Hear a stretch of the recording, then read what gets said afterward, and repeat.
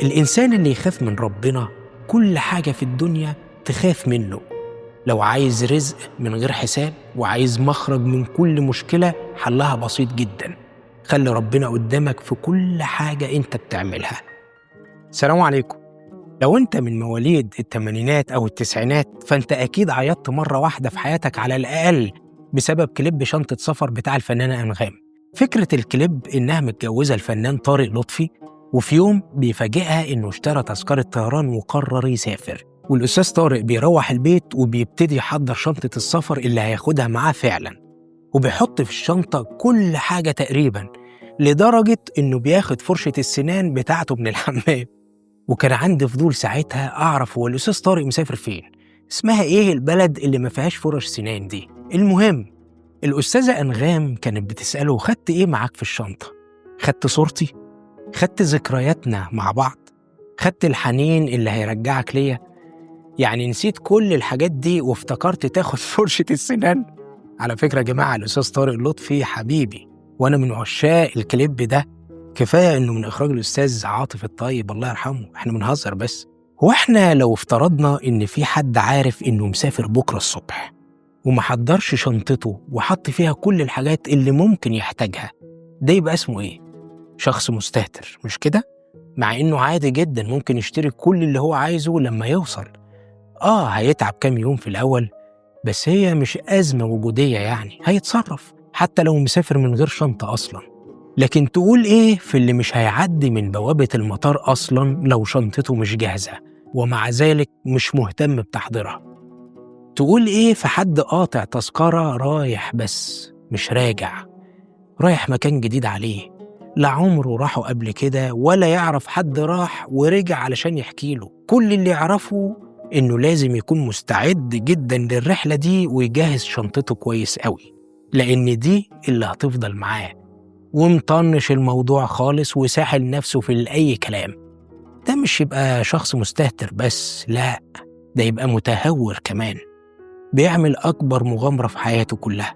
طبعا أنا مش هفاجئك لو قلتلك إن الشخص ده هو أنا وحضرتك وحضرتها وحضراتكم جميعا، على رأي عمنا عبد العظيم عبد الحق. الحلقة دي يا جماعة أنا أعتبرها دليل شخصي ليا وليك ولأي حد مش عارف يحط إيه في شنطته عشان هيحتاجه في الرحلة الطويلة بتاعته. أنت لو عملت سيرش في اليوتيوب دلوقتي على محتويات شنطة المصيف مثلا هتلاقي ولا 100 فيديو بيتكلموا عن الموضوع ده. في النهاية المصيف أسبوع ولا 2 بالكتير وبنرجع لحياتنا تاني، لكن الشنطة اللي هنحضرها دلوقتي هنحتاجها في حياتنا الحقيقية اللي مفيش بعدها حياة تانية. ضيف على كده حاجة مهمة جدا، الحاجات اللي هتحطها في شنطة السفر مش هتنفعك غير في السفر، مش هتستخدمها قبل ما تسافر يعني. لكن شنطة النهاردة كل حاجة فيها هتنفعك مرتين، مرة في السفر ومرة قبل السفر. وزي ما قال ربنا سبحانه وتعالى وتزودوا فإن خير الزاد التقوى. وبسم الله الرحمن الرحيم كده بقى، دي أول حاجة هنحطها معانا في الشنطة، التقوى. التقوى دي هي صلب الإيمان بالله. مفيش حد بيسرق من مكان هو عارف إن فيه كاميرات، ومفيش حد بيعمل مخالفة مرور وهو عارف إن فيه رادار. لكن لما الإنسان يكون بيرتكب الخطأ وهو شايف اليافطة بتاعت المكان مراقب بالكاميرات أو رادار على بعد مش عارف كم متر، يبقى حاجة من اتنين يا جماعة، يا مش مؤمن بمصداقية التحذير ومتخيل إن محدش شايفه، يا إما عارف إنه متشاف بس مش فارق معاه اللي شايفه، مستبيع يعني.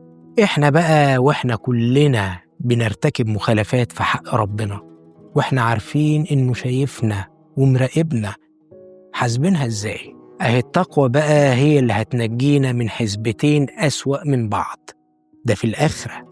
فوائد التقوى في الدنيا بقى إنها بتفتح لك كل السكك المقفولة. الإنسان اللي يخاف من ربنا كل حاجة في الدنيا تخاف منه. لو عايز رزق من غير حساب وعايز مخرج من كل مشكلة حلها بسيط جدا. خلي ربنا قدامك في كل حاجة انت بتعملها. ومن يتق الله يجعل له مخرجا ويرزقه من حيث لا يحتسب. دي هناك هتعديك من أخطر بوابة تفتيش في حياتك، فخليها معاك. نحط إيه بقى في الشنطة؟ نحط الصيام. إحنا كلنا كنا الحمد لله صايمين النهاردة، والصيام ده عموماً فرصة من أحسن الفرص في حياتنا كلنا، فرصة ما ينفعش تضيع. تعرف ربنا قال إيه عن الصيام؟ كل عمل ابن آدم له إلا الصيام فإنه لي وأنا أجزي به.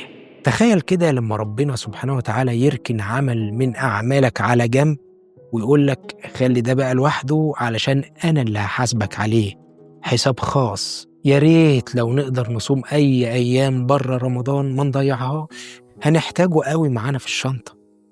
وعارف تحط إيه بقى في الشنطة كمان؟ الحاجة اللي أي واحد وصل هناك اتمنى إنه يرجع تاني علشان بس يحطها في شنطته. ربي لولا أخرتني إلى أجل قريب فأصدق وأكن من الصالحين. دي الحاجة الصح الوحيدة اللي كل الناس بتندم عليها بعد الموت، هي الصدقة. اللي ما كانش بيتصدق هيندم، واللي كان بيتصدق هيندم لما يشوف أجر الصدقات بتاعته قدامه، فيقول يا ريتني تصدقت بكل اللي عندي. الصدقة هي بنك ربنا اللي بتحوش فيه فلوسك للآخرة وتاخد عليهم الفوائد بتاعت ربنا. وشوف بقى فوائد ربنا هتبقى كام في المية. لكن صدقني كل الفلوس اللي بتحوشها في بنوك الدنيا دي انت ما حوشتهاش، انت في الواقع صرفتها. واسمع بقى اللي كان فاهم الدنيا كويس قوي قال ايه صلى الله عليه وسلم. سيدنا النبي كان ذابح شاه وأمر ستنا عائشة توزعها تتصدق بيها يعني، فهي رضي الله عنها شالت لسيدنا النبي الكتف بتاع الشاه لأنها كانت عارفة إنه بيحب الحتة دي قوي. فلما سألها عملت إيه في الشاه؟ قالت له ما بقي منها إلا كتفها. فسيدنا وحبيبنا قال لها إيه؟ بل بقي كلها غير كتفها. الحاجة الوحيدة اللي شالها لنفسه هي اللي بيعتبرها ضاعت. فيا سلام بقى لو حطيت في شنطتك صدقات باللي تقدر عليه. وأنا مش هقولك اضغط على نفسك، بس صدقني مفيش فلوس بتنقص من صدقة. عارف تحط إيه تاني في شنطتك؟ جبر الخواطر. يا سلام على جبر الخواطر، يا سلام لو تقدر تراضي الناس. أنا مش هقولك أكتر من إن ربنا سبحانه وتعالى هيرضيك زي ما أنت رضيتهم. الأيتام، تخيل إن ربنا وصى عليهم، وسيدنا النبي صلى الله عليه وسلم قال إن هو وكافل اليتيم كهاتين في الجنة، وأشار بإصبعيه السبابة والوسطى. يبقى الموضوع مهم قد إيه. وشوف رحمة ربك وجماله لما يحرم طفل من أبوه أو أمه، فيعظم أجر الإحسان لليتيم بالشكل ده ويخلي كل الناس نفسها تتقرب منه.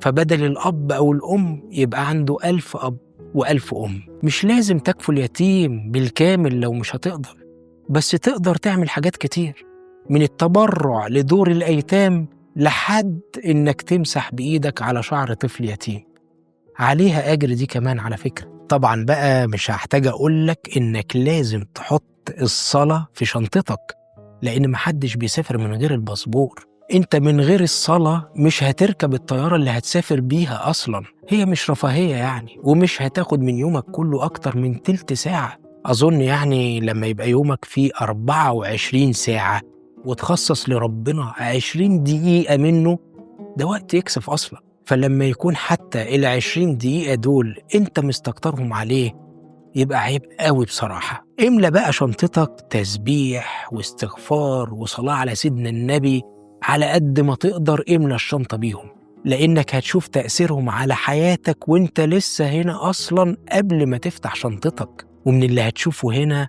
هتقدر تتخيل هيعملوا ايه معاك هناك. وإياك ثم إياك ثم إياك إنك تشيل في شنطتك ظلم، لأن ربنا سبحانه وتعالى قال وقد خاب من حمل ظلما. خلي بالك كويس قوي من دي. وما أقبح التفريط في زمن الصبا، فكيف به والشيب في الرأس نازل. ترحل عن الدنيا بزاد من التقى، فعمرك أيام وهن قلائل. ربنا يدينا ويديكم طولة العمر مع حسن العمل يا رب، وكل سنة وانتم طيبين. السلامة.